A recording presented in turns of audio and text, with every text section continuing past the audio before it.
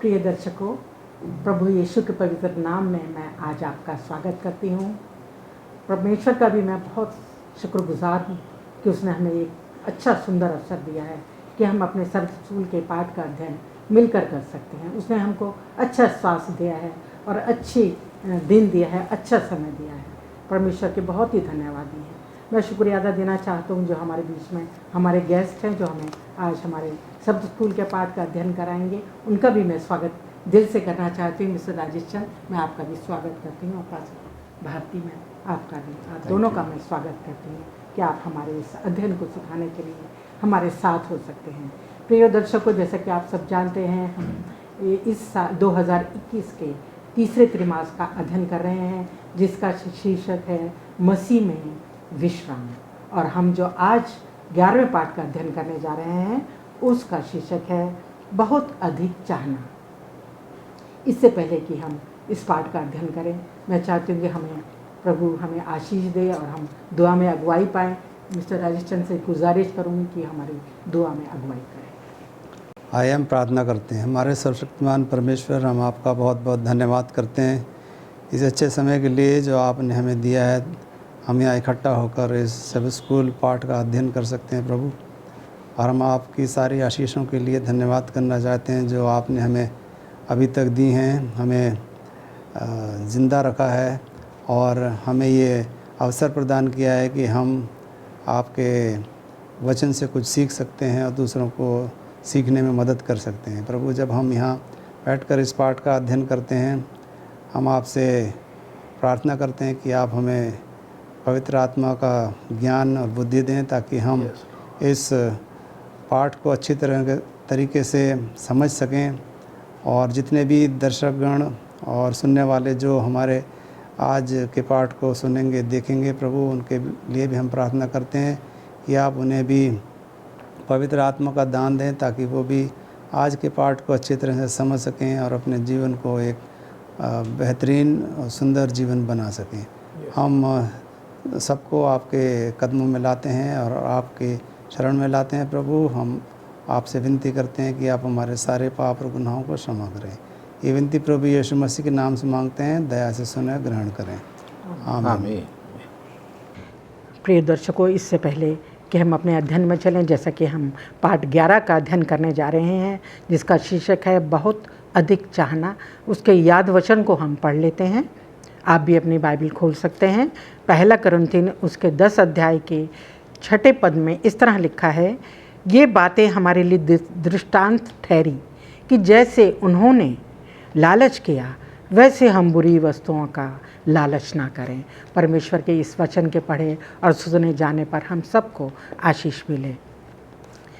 दर्शकों, हम जानते हैं कि हम जो आज का जो लेसन हम पढ़ने जा रहे हैं उसमें जो है बहुत से प्रतीकों और उदाहरणों का जो बाइबल में उदाहरण दिए गए हैं जिनके द्वारा हमें सिखाया गया है उसके बारे में हम सीखेंगे। इससे पहले मैं आपको बताना चाहती हूँ कि जो नमूने के विषय में संयुक्त राज्य अमेरिका में एक बहुत बड़ा संग्रहालय है जिसका नाम है क्वींस म्यूज़ियम ऑफ आर्ट। और ये म्यूज़ियम बहुत बड़ा म्यूज़ियम है जो कि जिस म्यूज़ियम में न्यूयॉर्क में जो न्यूयॉर्क शहर में जो बड़ी बड़ी बिल्डिंगें हैं उनका एक नमूना मॉडल के रूप में दिखाया गया है। और इस मॉडल में जो है बड़े अच्छे ढंग से, बहुत सुंदर ढंग से उन जो है शहर में जो मीनारें हैं, जो इमारतें हैं, उनको दिखाया गया है। परंतु जो वो मॉडल है, जो वो नमूना है, वो सही नहीं है, सच्चा नहीं है। वो उसको शहरों को तो दिखाता है, उन इमारतों को दिखाता है, पर पूर्ण तौर से वो जो है उन इमारतों को नहीं दिखा सकता क्योंकि वो एक नमूने के तौर पे है। परंतु वो हमें बेहतर समझने में हमारी मदद करता है। इसी तरह हमारे बाइबल में भी बहुत से उदाहरण और बहुत से नमूने दिए गए जिससे कि हम बाइबल की जो सच्चाइयाँ हैं, गहरी सच्चाइयाँ हैं, उनको समझ सकें। अजीज़ों, ये जो उदाहरण, जो नमूने और जो प्रतियाँ दी गई हैं, ये जो है हम लोगों को समझने के लिए, बेहतर समझने के लिए, हमें बाइबल की सच्चाइयों को समझने के लिए दी गई हैं। और ये जो है अगर हम देखें तो ये उसकी एक नकल है, जो सच्चाई है उसकी एक नकल है। और उसको जो है जो असली बात है, जो उस परमेश्वर हमें सिखाना चाहता है, इन नमूनों के ज़रिए वो जो है हम समझ सकते हैं इन नमूनों के द्वारा। और हम जो हैं इब्रानियों के 4 में भी जो है हम सबत के विषय में, सबत का जो विश्राम है वो भी एक उदाहरण के तौर पर यहाँ समझाया गया है। इसी तरीके से ये जो प्रतियाँ हैं, ये जो उदाहरण हैं, जो नमूने दिए गए हैं बाइबल में, उन्हीं में से कुछ को आज हम यहाँ बैठकर समझेंगे, हम सब मिलकर सीखेंगे। हमारे सिखाने वाले हैं वो अपने विचार हम तक पहुँचाएँगे और प्रभु हम आशा करते हैं कि आपको बहुत अच्छे से इन बातों का समझ पाएंगे। हमारे जो रविवार का पर्चा है उसमें जो उसका शीर्षक है मूसा में बपतिस्मा। और मैं चाहती हूँ कि पास्टर भारती हमें इस बात के विषय में बताएं कि बाइबल में लोगों को समझाने के लिए परमेश्वर ने कुछ नमूनों और प्रतीकों का उपयोग किया है। कुछ उदाहरण बाइबल के आप देकर हमें समझाइए कि क्यों उन्होंने जो है इन उदाहरणों का और नमूनों का उपयोग किया। मैं जो आपने सवाल पूछा है उसको समझाने के लिए, अपने दर्शकों को सिखाने के लिए, बताने के लिए मैं पहला कुरिन्थियों उसको 10 बाब की कुछ आयतें आपके साथ बांटना चाहता हूँ, पढ़ना चाहता हूँ। और लिखा है पहला कुरिन्थियों उसको 10 अध्याय की पहली आयत से, हे भाइयों, मैं नहीं चाहता कि तुम इस बात से अनजान रहो कि हमारे सब बाप दादे बादल के नीचे थे और सब के सब समुद्र के बीच से पार हो गए और सब ने बादल में और समुद्र में मूसा का बपतिस्मा लिया और सब ने एक ही आत्मिक भोजन किया और सब ने एक ही आत्मिक जल पिया, क्योंकि वे उस आत्मिक चट्टान से पीते थे जो उनके साथ साथ चलती थी, और वह चट्टान मसीह था। परंतु परमेश्वर उनमें से बहुतों से प्रसन्न ना हुआ, इसलिए वो जंगल में ढेर हो गए। यहाँ जो है हम जो आपने प्रतीकों का, प्रतिबिंबों का और जो शब्द चित्र हैं उनका जो आपने यहाँ उदाहरण दिया है, जो प्रतीक हैं, ये ग्रीक भाषा का जो एक शब्द है टाइपोज, उससे जो है इंग्लिश भाषा का शब्द आया है टाइप। और टाइप का मतलब होता है कि एक प्रतीक, एक नमूना, जो एक चीज़ है, असली चीज़, उसका जो है एक नमूना जो है वो आपको दिखाया जा रहा है, जिससे कि आप उसको जो है वो समझ सकें। जैसे कि हम आज अपने इस समाज में जब रहते हैं तो समझ सकते हैं कि एक बच्चा जिसने कभी जहाज़ जो है वो नहीं देखा है, जो हवाई जहाज़ उस बच्चे ने कभी नहीं देखा, एक खिलौने के रूप में आप उस बच्चे को जो है वो समुद्र का जहाज़ या पानी का जहाज़ या हवा में उड़ने वाले जहाज़ का जो खिलौना आप उसको बना करके देंगे, मॉडल जो बना करके आप देंगे, तो उससे जो है वो उसके रूप को समझ सकता है कि उसमें पंखा होता है, उसमें हाथ होते हैं, उसमें पैर होते हैं और उसमें टायर लगे होते हैं। तो उसी से वो बच्चा उसका जो असली चीज़ है वो उसकी कुछ बातों को वो समझ सकता है।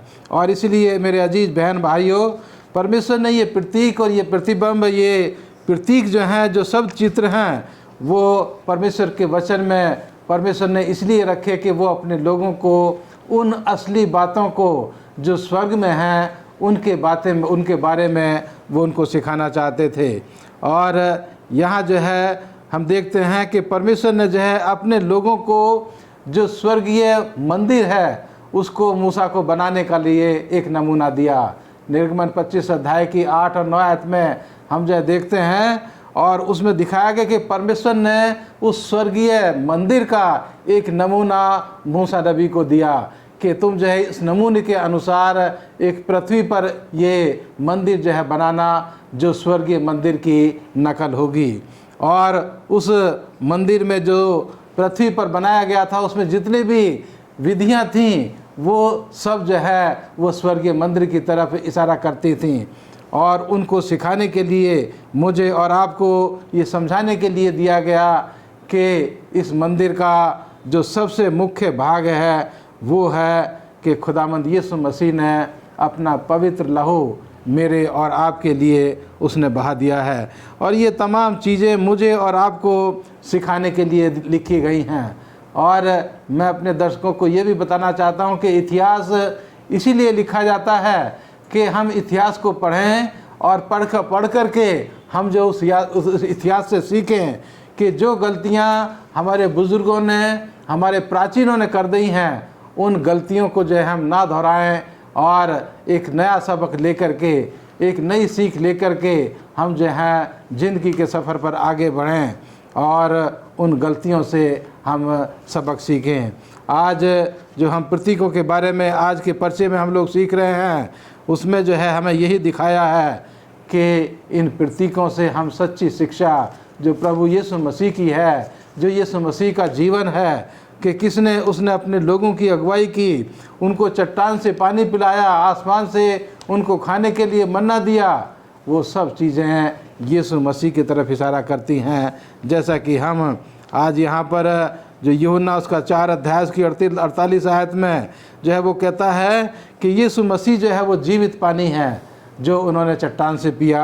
जो यहाँ इसके 4 अध्याय में भी जो है ये लिखा है कि वो चट्टान जिसमें वो पानी पीते थे वो मसीह था। और यूहन्ना 4 अध्याय की 10 आयत में भी लिखा है कि यीशु मसीह जो है वो जीवन की रोटी है। जो उन्होंने मन्ना आसमान से खाया, वो परमेश्वर जो है उनको जीवन की रोटी, परमेश्वर जो है वो यीशु मसीह है। तो हमारे इन तमाम चीज़ों का जो निचोड़ है, प्रतीकों का, प्रतिबिंबों का, वो ये है कि खुदामंद की, परमेश्वर की जो शिक्षाएं हैं हम उनको अच्छी तरह से सीखें, उनके ऊपर विश्वास करें और खुदामंद यीशु मसीह के ऊपर अपने जीवन को निर्भर होकर के हम जो हैं आगे बढ़ें और अपने जीवन में उस अनंत विश्राम में जो है वो प्रवेश करें जो खुदामंद यीशु मसीह ने हमारे लिए रखा है। शुक्रगुजार हूँ पास्टर भारती आपका, इतने अच्छे से आपने इस बात को, हमें इस उदाहरण को, बाइबल के उदाहरण देके हमें समझाया कि वह अध्ययन कितने ज़रूरी हैं हमारे लिए ताकि हम उनको समझ सकें। आइए हम सोमवार के परिचय में चलते हैं जिसका शीर्षक इस तरह का से है, पुराने नियम से और अधिक उदाहरण। और मैं चाहती हूँ मिस्टर राजेश चंद हमें हमारे दर्शकों को बताए कि पुराने नियम के उदाहरण नियम के उदाहरणों को समझने में हमारी कैसे मदद करते हैं। जी धन्यवाद। आपने बता दिया है कि आज का जो शीर्षक है सोमवार के पाठ का, पुराने नियम से और अधिक उदाहरण। तो जब हम पुराने नियम को पढ़ते हैं और ख़ास तौर से उसमें लेवी व्यवस्था की जो पुस्तक है हम उसको पढ़ते हैं, तो वहाँ पर हमें बहुत सारे उदाहरण मिलते हैं। और एक मेन उदाहरण जो उसमें यहाँ पर दिया गया है वो है पाप बलि का। जब हम लेवी व्यवस्था और उसका 4था अध्याय पढ़ते हैं तो पूरा अध्याय जो है ये पाप बलि की विधि और उसके बारे में वहाँ पर बताया गया है। तो ये एक शब्द चित्र का प्रतीक है और पुराने नियम के उदाहरण हमें जो है वो नए नियम की जो सच्चाई है उसके बारे में बताते हैं। तो पुराने नियम और नया नियम जो है वो एक कंटिन्यूएशन है। पुराना नियम नए नियम का एक कंटिन्यूएशन है, उसको अलग अलग करके हमें नहीं देखना चाहिए। लेकिन आजकल के जो मॉडर्न पाठक हैं, जो बाइबल के पढ़ने वाले हैं, जो आधुनिक विचारधारा के हैं, वो जो हैं पुराने नियम को पढ़ना ज़्यादा पसंद नहीं करते। वो कहते हैं कि ये काफ़ी उबाऊ चीज़ है इसको पढ़ना, तो उसको पढ़ना पसंद नहीं करते हैं। ये पुराने नियम के उदाहरण हमें नए नियम की जो आध्यात्मिक सच्चाई है उसके बारे में बताते हैं। यदि हम लेवी व्यवस्था उसका 4था अध्याय और उसके 32वें पद से 35वें पद तक पढ़ते हैं तो वहाँ पर हमें इज़राइल के लिए जो पाप बलि दी जाती थी उसके बारे में हम पढ़ते हैं। तो बाइबल की ये सच्चाई हमें क्या सिखाती है। और यदि हम यूहन्ना उसका 1 अध्याय और उसकी 29वें पद और पहला पतरस उसके 18वें अध्याय में पढ़ते हैं तो इन दोनों के बीच में एक काफ़ी समन्वय है, काफ़ी एक जैसी चीज़ वहाँ पर लिखी हुई है। तो उपासना के अन्य प्रस्तावों और अन्य कार्य जो हुआ करते थे वो हमें बाइबल की एक महत्वपूर्ण सच्चाई को दर्शाते हैं। और ये महत्वपूर्ण सच्चाई पास्टर भारती ने अभी हमें बताई कि ये जो प्रस्ताव होते थे, ये जो उपासना होती थी, ये जो बलि दी जाती थी, ये सब प्रभु यीशु मसीह की तरफ इशारा करते थे। लेकिन हमें ये भी जानना होगा कि लोगों ने उपासना क्यों की और क्यों ये भेंट उन्होंने दी। फिर हमें उपासना की भेंट और उनके जो काम थे उनको बेहतर तरीके से हम समझ पाएंगे। उपासना की अधिकांश भेंट और कार्य पुराने नियम के समय में और एक विशेष जगह पर, विशेष स्थान पर हुआ करते थे। अन्य चीज़ें भी हुआ करती थी और इन सभी चीज़ों में धार्मिक कार्य करने का, परमेश्वर को प्रसन्न करने की एक बात होती है कि परमेश्वर को किस प्रकार से वो प्रसन्न करें। परमेश्वर ने इजराइलियों को उनके द्वारा दिए गए उपहारों के बारे में कई नियम बताए थे। परमेश्वर ने अपने लोगों को बताया कि उन्हें कब और कहाँ उपहार देना चाहिए। तो इसमें रक्त जो है वो बलिदान का एक बहुत ही महत्वपूर्ण हिस्सा है। और हम जानते हैं जब हम लेवी व्यवस्था की किताब को पढ़ते हैं, 4था अध्याय विशेष रूप से, तो वहाँ पर पाप बलि के बारे में बताया गया है। तो ये हिस्सा जो है वो हम समझते हैं, हम जानते हैं कि ये सुंदर नहीं है, क्योंकि इसमें जानवर को मारा जाता था, उसका खून जो है वो बहाया जाता था। और खून जो है वो सबसे, खून बहाना एक बहुत ही कुरूप चीज़ है और वो पाप को दर्शाता है। तो पुराने नियम की उपासना में रक्त क्यों महत्वपूर्ण है? हम ये सवाल कर सकते हैं कि रक्त क्यों महत्वपूर्ण है, और उसका जवाब तो पास्टर भारती ने पहले ही दे दिया हमें कि रक्त जो है, रक्त बहाना वो परमेश्वर प्रभु यीशु मसीह के खून बहाने को दर्शाता है, क्योंकि प्रभु यीशु मसीह ने हम सब के लिए अपने खून को बहाया। तो ये सारे जो उदाहरण हैं ये खून बहाने की, ये प्रभु यीशु मसीह की ओर ही इशारा करते थे। पुराने नियम में भेंट के बारे में अधिकांश नियम बताते हैं कि जानवर को परमेश्वर को कैसे अर्पित किया जाना चाहिए था, लेकिन ये नियम अक्सर ये नहीं समझाते हैं कि भेंट क्यों दी जाती है और क्यों की जाती है। हो सकता है कि इजरायली लोग इसे पहले से जानते हों और समझते हों। तो देखिए यहाँ पर दो चीज़ें हैं, जानना और समझना और उसको करना। लेकिन हम खून के बारे में लेवी व्यवस्था में उसके 4थे अध्याय में और उसके 32 से 35वें पद में एक महत्वपूर्ण व्याख्या पाते हैं।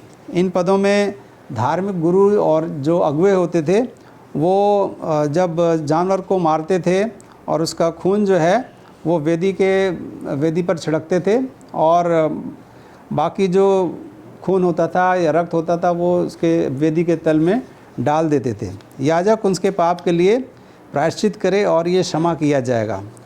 तो ये आयत दिखाती है कि रक्त हमारी क्षमा का एक बहुत महत्वपूर्ण हिस्सा है। यदि रक्त नहीं बहाया जाएगा तो क्षमा नहीं मिलेगी। तो रक्त ही वो मार्ग है जो ईश्वर हमें अपने आप से बताता है या सही बनाता है।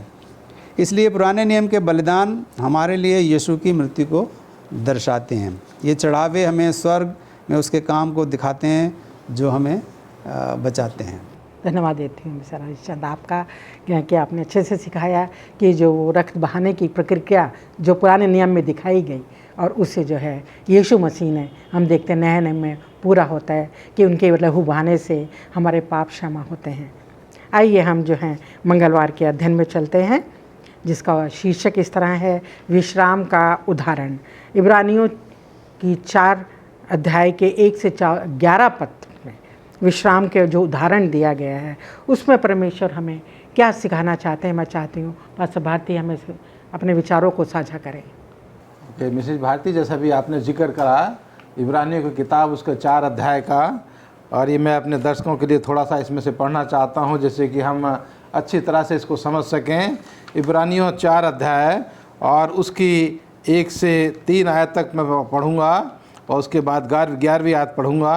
यहाँ लिखा, इसलिए जबकि उसके विश्राम में प्रवेश करने की प्रतिज्ञा अब तक है तो हमें डरना चाहिए, ऐसा ना हो कि तुम में से कोई जन उससे वंचित रह जाए, क्योंकि हमें उन्हीं की तरह सुसमाचार सुनाया गया है, बस सुने हुए वचन से उन्हें कुछ लाभ ना हुआ, क्योंकि सुनने वालों के मन में विश्वास के साथ नहीं बैठा। परंतु हम जिन्होंने विश्वास किया है उस विश्राम में प्रवेश करते हैं। और ये 11वीं आयत में लिखा है, अतः हम उस विश्राम में प्रवेश करने का प्रयत्न करें, ऐसा ना हो कि कोई जन उस के समान आज्ञा ना मानकर गिर पड़े। तो यहाँ विश्राम का जो है वो जिक्र किया गया है, सुसमाचार का जिक्र किया गया है, और हमारे जो पूर्वज थे उनके बारे में जो है वो बताया गया है कि जिस तरह से हमारे पूर्वजों को सुसमाचार सुनाया गया, लेकिन उन्होंने मन में जो है वो घर ना बना पाया, उनके मनों में वो पूरी तरह से जो है सुसमाचार को जगह ना मिली, पूरी तरह से उन्होंने उसके ऊपर विश्वास नहीं किया। और हम जानते हैं कि इस्राएली लोग जब 40 साल का सफ़र तय करके मुल्क कनान के बॉर्डर पर आए, तो उसमें से जितने भी ज़्यादातर जो बुज़ुर्ग थे वो सब के सब जो है वो मृत्यु को प्राप्त हो गए, और उनमें से केवल 2 लोग जो है वो केवल परमेश्वर के उस कनान में, मुल्क कनान में जो वादे का देश था उसमें वो प्रवेश करने पाए। बाकी लोग जो है वो परमेश्वर के विरोध में बुड़बुड़ाते रहे, परमेश्वर के विरोध में बातें करते रहे, और इसीलिए वो रास्ते में ही मर खप गए। और यहाँ जो लिखा है ये इसलिए हुआ क्योंकि उन्होंने पूरी तरह से विश्वास नहीं किया, और वो उस स्वर्गीय कनान में जो है वो हमारे लिए लिखा है कि आज भी वही इंतज़ाम परमेश्वर ने हमारे लिए किया है कि आज सुसमाचार दुनिया के तमाम लोगों को सुनाया जा रहा है। लेकिन शर्त यही है कि कितने लोग हैं जो उस सुसमाचार के ऊपर विश्वास करते हैं। और सुसमाचार जो है वो क्या है, वो यीशु मसीह के जीवन को दिखाता है। सच्चा सुसमाचार यीशु मसीह के जीवन को दिखाता है कि यीशु मसीह इस दुनिया में आए, उन्होंने अपना जीवन इस दुनिया में गुजारा, अपना जीवन उन्होंने जो पापी लोग थे उनके लिए सलीब के ऊपर अपना लहू, अपना रक्त बहा दिया, और उनको दफनाया गया, और वो तीसरे दिन जी उठे, और वो जो हैं 40 दिन रहने के बाद फिर आसमान पर गए इस वादे के साथ कि मैं तुम्हें दोबारा लेने के लिए आऊँगा। तो ये पूरा सुसमाचार आज दुनिया के लोगों को सुनाया जा रहा है, लेकिन कितने लोग हैं जो उसको अपने जीवन में जगह देते हैं। और लिखा है कि इसलिए हमारे उस स्वर्गीय कनान का, उस स्वर्गीय घरों का विश्राम जो है वो मेरे लिए और आपके लिए बाकी है, और वही लोग उसमें प्रवेश करने पाएंगे जो उस पर विश्वास करते हैं। मैं आपको बताना चाहता हूँ कि जो पवित्र सैबत है वो भी जो है एक विश्राम है। परमेश्वर ने उस दिन अपने तमाम सृष्टि के कामों से विश्राम करके और सैबत में आराधना की, सैबत में के विश्राम में प्रवेश किया। और आज हम लोग भी जो खुदामद यीशु मसीह पर विश्वास करते हैं और पवित्र सैबत में उसके घर में जाते हैं, तो हम थोड़ा सा स्वाद उस स्वर्गीय घरों का, उस स्वर्गीय विश्राम का हम जो है महसूस करते हैं कि जो मेरे और आपके जीवन में आने वाला है, कि जब खुदामद यीशु मसीह आएगा तो जो उस पर विश्वास करते हैं वो उसके साथ उस स्वर्गीय घरों में जाएंगे, स्वर्गीय विश्राम में जाएंगे और हमेशा हमेशा उसके साथ रहेंगे। तो अजीजों, आज परमेश्वर मुझे और आपको इन तमाम चीज़ों को वो सिखाना चाहता है कि हम परमेश्वर को मजबूती के साथ पकड़े रहें, हम मजबूती के साथ परमेश्वर को जो है वो थामे रहें और अपने जीवन को उसकी नज़दीकी में रखते हुए ज़िंदगी के सफ़र पर आगे बढ़ें और उस स्वर्गीय विश्राम में जो उस में अभी बाकी है उसमें जाने के लिए मैं और आप तैयारी करें। और खुदावंद यीशु मसीह परमेश्वर मेरी और आपकी मदद करने के लिए तैयार है। शुक्रगुजार हूँ पास्टर भारती, इतने अच्छे ढंग से आपने हमें समझाया है। आइए हम अपने बुधवार के अध्ययन में चलते हैं जिसका शीर्षक है अपने मनों को कठोर ना करो। हमें अपने मनों को कठोर ना करने की ये चेतावनी क्यों दी गई है? मिस्टर राशि चंद, आप प्लीज़ इस पर कुछ विचार अपने साझा करें। हम अपने मनों को कठोर ना करें, मनों को कठोर ना करें। तो बुधवार के पाठ में हम इसी पर चर्चा करेंगे कि अपने मनों को कठोर करना क्या होता है और हमें अपने मनों को कठोर क्यों नहीं करना चाहिए। तो इसके लिए हमें इब्रानियों की किताब पास्टर भारती ने अभी 4 अध्याय और उसके 1 से 3 तक पढ़ा था। उसके आगे अगर हम पढ़ते हैं 4 से 7 पद में, तब हम इस बारे में हमें पता चलता है कि किस रीति से इजरायलियों ने परमेश्वर पर भरोसा या विश्वास नहीं किया। यही कारण है कि परमेश्वर के विश्राम में वो लोग प्रवेश नहीं कर सके। जिस रीति से परमेश्वर उनको चाहता था और उनके लिए चाहत रखता था, उस तरीके से वो परमेश्वर में उन्हें विश्राम नहीं मिला। और यदि हम भजन संहिता और उसका 95वां अध्याय 95 अध्याय और उसके 8 से 11 पद पढ़ते हैं तो हमें और कुछ जानकारी मिलती है।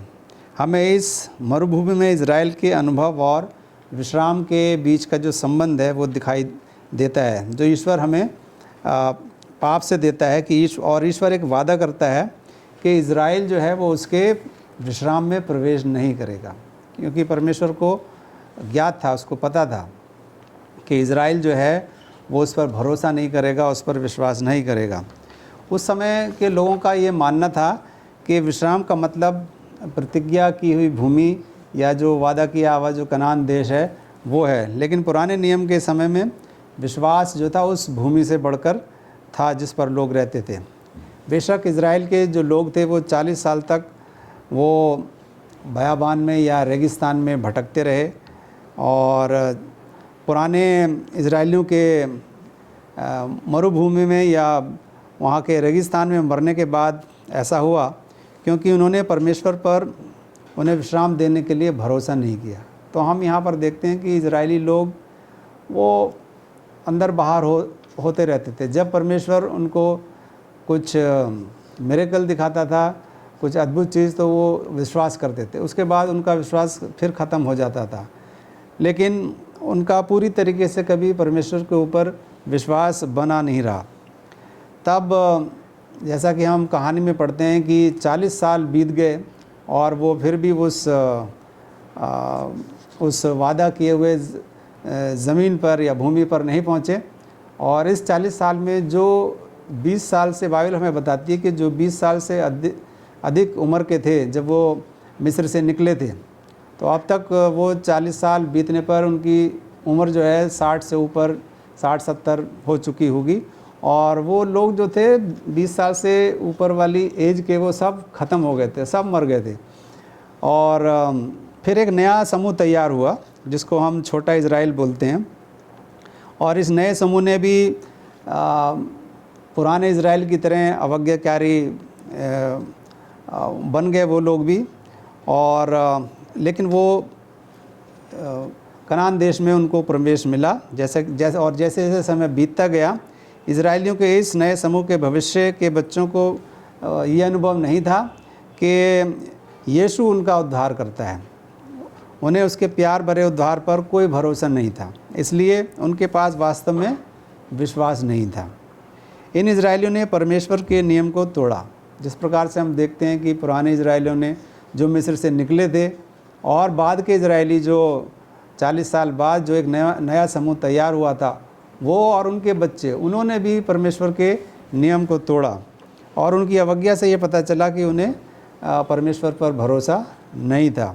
इब्रानियों 4 और उसके 6 पद में हम देखते हैं कि परमेश्वर के लोग उसके विश्राम की प्रतिज्ञा के बारे में जानते थे। यहाँ पे लिखा है कि उसकी प्रतिज्ञा के बारे में जानते थे, लेकिन वो मानते नहीं थे। तो ये जानना और मानना, ये दो अलग अलग चीज़ें हैं। हम प्रभु यीशु मसीह के नाम को, प्रभु यीशु मसीह को जानते हैं, और हाँ, अगर हम उसकी आज्ञा का पालन नहीं करते हैं, इसका मतलब हम उसको नहीं मानते हैं। तो जानना और मानना, ये दो बहुत ही अलग चीज़ें हैं। सिर्फ जानना ही काफ़ी नहीं है, हमें प्रभु यीशु मसीह के बनाए हुए रास्ते पर उसके आज्ञाओं को मानना है, तभी हम एक सच्चे मसीही कहला सकते हैं। परमेश्वर को ना मानने और उसके विश्राम में प्रवेश ना करने के बीच भी संबंध है। इब्रानी 4:6 में हम एक शब्द का यहाँ पर प्रयोग देखते हैं जो कि ग्रीक शब्द है, और ग्रीक शब्द सेमरान, जिसका मतलब है आज। तो ये हमें देखने में मदद करता है कि हमारे पास बर्बाद करने के लिए बिल्कुल समय नहीं है। तो जो भी समय हमारे पास है, आज हम कल की बात भी नहीं करते, आज ही हमें परमेश्वर के पास आना है, और आज ही हमें निर्णय लेना है, और आज ही हमें परमेश्वर को, प्रभु यीशु मसीह को स्वीकार करना है। और जैसा कि हमें पौलुस बताता है, भजन संहिता में भी हम इसको पाते हैं कि आज ही हमें परमेश्वर को जवाब देना है। कल के ऊपर हम नहीं टाल सकते। भजन संहिता 95 और उसका 7 से 8 तक हमें इजरायलियों द्वारा दी गई गलतियों को ना करने की चेतावनी देता है। यदि हम ऐसा करते हैं तो हम विश्वास में प्रवेश नहीं कर पाएंगे और हम भी उन्हीं इजरायलियों की तरह होंगे जो कि कनान देश में नहीं पहुंच सके। तो आइए हम अपने मनों को कठोर ना बनाएं, इजरायलियों की तरह हम कठोर ना बने। अपने मनों को हम परमेश्वर की तरफ लगाएं, उसकी आज्ञाओं को मानें और उसके विश्राम में हम प्रवेश पाएं, जो कि हम परमेश्वर की दया से पा सकते हैं। शुक्रगुजार हूँ मिस्टर हरिश्चंद्र आपका, आपने हमें सिखाया समझाया बहुत अच्छे से। आइए हम गुरुवार के अध्ययन में चलते हैं जिसका शीर्षक है परमेश्वर के लोगों के लिए दूसरा विश्राम। और पास्टर भारती से चाहूँगी कि वो हमारे दर्शकों को बताएं इस दूसरे विश्राम का क्या मतलब है, परमेश्वर हमें क्या समझाना चाहता है इस विषय में। मैं इस सवाल का जवाब देने से पहले अपने दर्शकों के लिए, अपने श्रोताओं के लिए यहाँ पर पढ़ना चाहता हूँ गलतियों की किताब, उसका 3रा अध्याय और उसकी 26, 27, 28 और 29 आयत। यहाँ लिखा है, क्योंकि तुम सब उस विश्वास के द्वारा जो मसीह यीशु पर है परमेश्वर की संतान हो, और तुम में से जितनों ने मसीह में बपतिस्मा लिया है उन्होंने मसीह को पहन लिया है। अब ना कोई यहूदी रहा और ना यूनानी, ना कोई दास, ना स्वतंत्र, ना कोई नर ना नारी, क्योंकि तुम सब मसीह यीशु में एक हो। और यदि तुम मसीह के हो तो अब्राहम के वंशज और प्रतिज्ञा के अनुसार वारिस भी हो। जैसे मैंने अभी आपके सामने ये गलतियों की किताब उसके 3 अध्याय की 26 से 29 आयत तक पढ़ी, और इन आयतों में जो है उन लोगों का जिन्होंने अपने मनों को मुलायम करके, कठोरता को निकाल करके मुलायम करके अपने दिलों को और यीशु मसीह को ग्रहण कर लिया, यहाँ परमेश्वर के उन लोगों की तस्वीर यहाँ पर दिखाई गई है कि ये वो लोग हैं जिन्होंने अपने मनों को मुलायम करके मसीह के हाथ में अपना जीवन सौंप दिया है, जिन्होंने मसीह के बपतिस्मे को अपने जीवन में पहन लिया है। और जब उन्होंने मसीह को पहन लिया है तो उसमें सब लोग जो हैं वो बराबर हैं, और वो प्रतिज्ञा के अनुसार जो उसने अब्राहम के साथ की वो उस अनंत विश्राम के वो भागीदार होंगे, जिसका जिक्र जो है आप मिसेज भारती आप जानना चाहती हैं। यहाँ जो है जो परमेश्वर के लोग हैं जिसका जिक्र यहाँ गलतियों की किताब में दिया है कि वो लोग इकट्ठा होकर मसीह में विश्वास करके और परमेश्वर के उस 7वें दिन में, पवित्र दिन में जाकर के आराधना करते हैं, और उस आराधना करते हुए जब चर्च में बैठते हैं, परमेश्वर के घर में बैठते हैं, तो उनको बड़ा तसल्ली और सुकून का अनुभव होता है, और वो छोटा सा अनुभव उनको उस महान अनुभव के बारे में तैयार करता है जो अनंत विश्राम है, जिसमें जाने के लिए परमेश्वर यीशु मसीह ने जो है वो मुझे और आपको मौका दिया है। हमारे जो यहूदी लोग थे जब वो सब्त को चर्च जाते थे तो सब्त को वो ओलम हवा के रूप में जानते थे, जो एक हिब्रू भाषा का शब्द है ओलम हवा, और उसका मतलब है नई पृथ्वी। तो हमारे लोग जो हैं जब पवित्र सब्त के दिन चर्च में जाते हैं तो वो नई पृथ्वी के बारे में, नई दुनिया के बारे में, उस विश्रामवार के बारे में सोचते हैं जो अनंत विश्राम है। और इस दुनिया में रहते हुए हम अपने आप को उस अनंत विश्राम के लिए तैयार कर सकते हैं, और इसके लिए खुदावंद यीशु मसीह मेरी और आपकी मदद करने के लिए तैयार है। खुदावंद यीशु मसीह जो है जब हम उसके ऊपर भरोसा रखते हैं तो उसका रहम और उसका फजल हमारे ऊपर होता है, और वो जो है मेरे और आपके जीवन को बदलने की शक्ति और सामर्थ्य खुदावंद यीशु मसीह के पास है। लेकिन ये तभी संभव है जब हम खुदा के ऊपर विश्वास करते हैं, यीशु मसीह के ऊपर विश्वास करते हैं, सुसमाचार में विश्वास करते हैं, तो हम जो हैं इस दुनिया में इस सब्त को, जो पवित्र सब्त है, इसको मनाते हुए एक अनंत विश्राम के लिए जो हमें, आपको और हम तमाम को उस अनंत विश्राम के लिए अपने आप को तैयार करना है कि जब वो आसमान के बादलों पर आएगा तो हम उसके साथ उस अनंत विश्राम में प्रवेश कर पाएंगे। शुक्रगुजार हूँ पास्टर भारती आपका इतने अच्छे विचारों के लिए जो आपने साझा किया। आइए हम अपने शुक्रवार के अध्ययन में चलते हैं और मैं चाहती हूँ कि मिस्टर राजेश चंद अपने विचारों को साझा करें इस विषय पर कि वर्तमान समय के संदर्भ में एक मसीह होने के नाते हमारा क्या दायित्व है। मिसेस भारती ने सवाल पूछा है कि वर्तमान समय के संदर्भ में एक मसीह होने के नाते हमारा क्या कर्तव्य है, हमारा क्या दायित्व है, हमारी क्या जिम्मेदारी है। तो इस सवाल का जो जवाब है वो शायद मैंने बुधवार के जो पाठ हमने किया है उसमें मैं दे चुका हूँ, लेकिन फिर भी मैं बता सकता हूँ कि हमारा दायित्व और हमारा जो कर्तव्य है आज वो यही है कि जो कुछ भी हमें करना है प्रभु यीशु मसीह की आज्ञाओं का पालन हमें आज से ही शुरू करना है।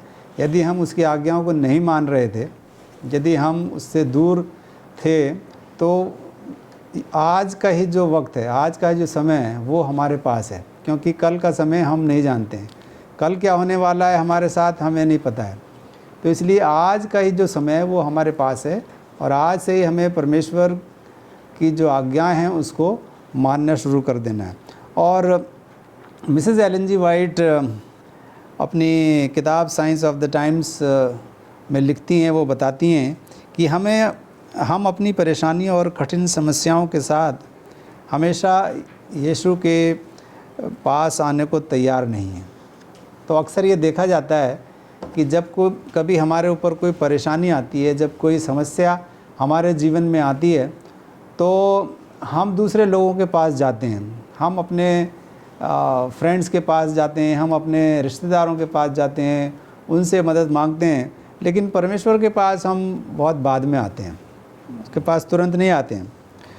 तो कभी कभी हम अपने दिलों की परेशानियों को दूसरे लोगों तक पहुंचाते हैं, हम अपनी समस्याओं को उन लोगों को बताते हैं जो हमारी समस्या हमेशा हल नहीं कर सकते या हमें हमेशा मदद नहीं कर सकते हैं। हम यीशु को सब कुछ नहीं बताते, उसको बताने में हम काफ़ी विफल हैं, हम परमेश्वर के पास जल्दी नहीं आते हैं। यीशु हमारे दुखों को खुशी और शांति में बदल सकता है।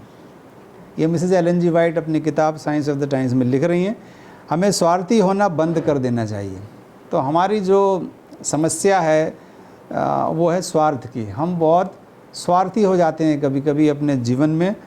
तो मिसेस वाइट कहती हैं कि हमें स्वार्थी होना बंद कर देना चाहिए। जब हम ऐसा करेंगे तो हम क्या करेंगे? क्रूस को महिमा देंगे।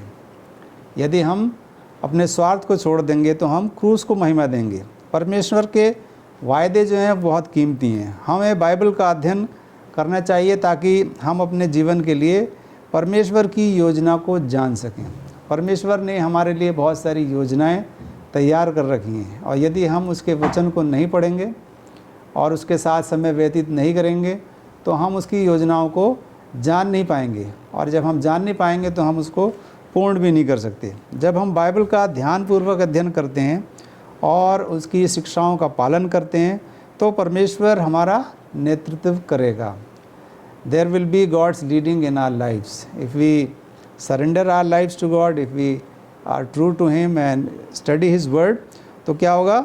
हम हमारे जीवन को प्रभु यीशु मसीह संचालित करेगा, वो हमारा नेतृत्व करेगा। सब लोग अपने बोझ और परेशानियों को यीशु के पास ले आएं।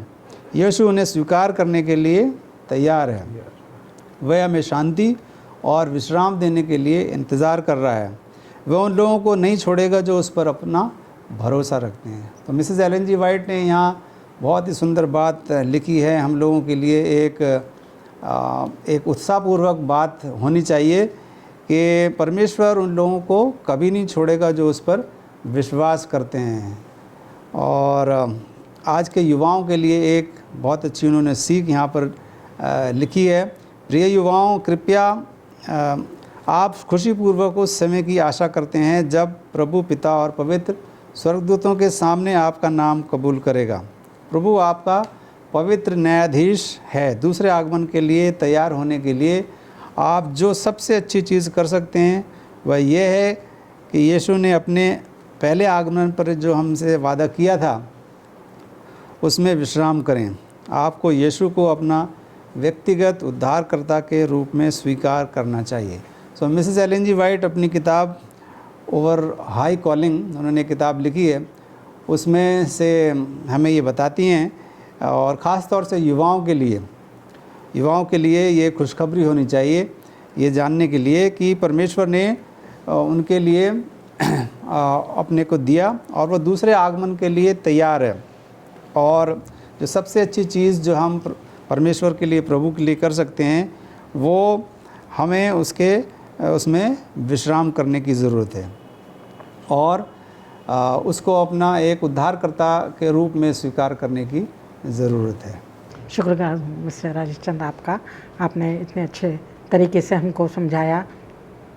मैं धन्यवाद देना चाहूँगी पास्टर भारती आपका भी और मिस्टर राजेश चंद आपका, आप दोनों का शुक्रगुजार हूँ कि आपने इतने अच्छे ढंग से इन विचारों को मेरे साथ और हमारे दर्शकों के साथ साझा किया। और हम जब इन बातों को सीखते हैं, ये हमारे लिए बहुत ज़रूरी है कि जो हमें बाइबल में जो ये नमूने और ये सब चीज़ें उदाहरण दिए गए हैं, उनसे हमें सीखने की बहुत ज़रूरत है।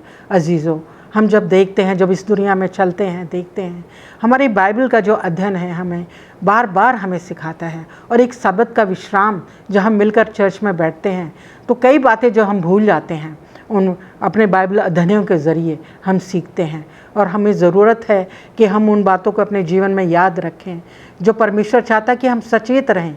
हम ये ना हो कि जैसे उनको भुला दे गए, वो उस विश्राम से वंचित हो गए। ऐसा हमारे जीवन में ना हो कि हम भी उस विश्राम को पाने से वंचित रह जाएं। उस अनंत जीवन में जो विश्राम जो परमेश्वर ने हमारे लिए तैयार किया है, उससे हम वंचित रह जाएं। हमें जो है ज़रूरी है कि हम उन आज्ञाओं को माने जो परमेश्वर ने दिए हैं। हम हठीले ना बने, जो उन्होंने किया, इज़राइलियों ने किया, हम हठीले ना बने, बल्कि प्रभु यीशु पर विश्वास करते हुए, उसकी जो है सब्त का पालन करते हुए, उसके आज्ञाओं का पालन करते हुए, उस पर विश्वास करते हुए, जो कि हमारा एक वकील भी है, जो हमारा महायाजक भी है और हमारा न्यायी भी है, हमारे हर दिलों के एक एक भेद को जानता है। और उसने ये इंतज़ाम सिर्फ कुछ लोगों के लिए नहीं किया है, उसने ये इंतज़ाम सब पूरी दुनिया के लोगों को के लिए किया है कि ताकि जो कोई उस पर भरोसा करे, विश्वास करे, वो उस अनंत विश्राम में प्रवेश करने पाएगा। तो अजीज़ों, इस बातों को हम अपने जीवन में हमेशा याद रखें। प्रभु अपने आप पर भरोसा ना करें, उस पर भरोसा रखें, प्रभु यीशु पर भरोसा रखें। और उस विश्राम जो वो हमें देना चाहता है, जिसको वो हमें निमंत्रण दे रहा है, उसको हम स्वीकार करें जीवन में। और हर समस्या, हर बोझ को उसके पास लाएं और वो हमारे पापों को भी क्षमा करेगा और हमारा उद्धार करेगा। और हमें उस जो निमंत्रण दिया है उस अनंत राज्य में प्रवेश करने, विश्राम करने में हमें वो हमारा मददगार, पवित्र आत्मा का मददगार जो उसने दिया है वो हमें देगा, ताकि उससे हमारी मदद हो सके। आइए अपने जो आज का पाठ है इसको हम यहीं समाप्त करते हैं। और इसको चाहेंगे जब हम समाप्त करें तो मैं चाहती हूँ कि पास्टर भारती हम सब के लिए प्रार्थना करें और हम सबको, आप सबको भी, दर्शकों को भी आशीष मिले। आइए दुआ करें। हे ज़मीन और आसमान के बनाने वाले परमपिता परमेश्वर, हमारे मालिक, हमारे सृष्टिकर्ता, तेरे सामने अपने सरों को झुकाकर, अपने हाथों को जोड़कर तेरे पास आते हैं और तुझसे विनती करते हैं प्रभु कि जब हम अपने गुजरे हुए पूर्वजों के इतिहास को पढ़ते हैं तो परमेश्वर उनसे उन बातों को सीख सकें जो गलतियाँ उन्होंने की, उन गलतियों से सीख सकें और हम उनको ना दोहराएं। और परमेश्वर, इस दुनिया में रहते हुए तेरे सभी पवित्र सब्त में तेरी आराधना और तेरी महिमा करते हुए उस अनंत विश्राम के लिए जो तू हमें देना चाहता है, हम उसके लिए अपने आप को तैयार करते रहें।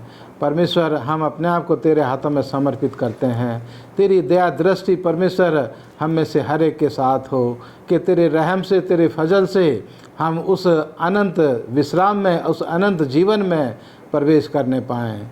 खुदावन तुझसे दुआ करते हैं कि तू हम में से हर एक के साथ हो और ख़ास करके हमारे दर्शकों के साथ हो, हमारे श्रोताओं के साथ हो प्रभु, और उनको आशीष दे, उनके परिवार पर, उनके बाल बच्चों पर, उनकी खेती बाड़ी पर, उनकी रोजी रोटी पर खुदावन तेरी कसरत से आशीष हो। और परमेश्वर उनको समझ और बुद्धि हम तमाम को तेरी तरफ से मिले कि हम अपने आप को तेरी नज़दीकी में रखते हुए उस अनंत राज के लिए, उस अनंत विश्राम के लिए अपने आप को तैयार कर सकें। तो हमारी अगुवाई कर, मसीह यीशु के नाम में मांगते हैं, आमीन।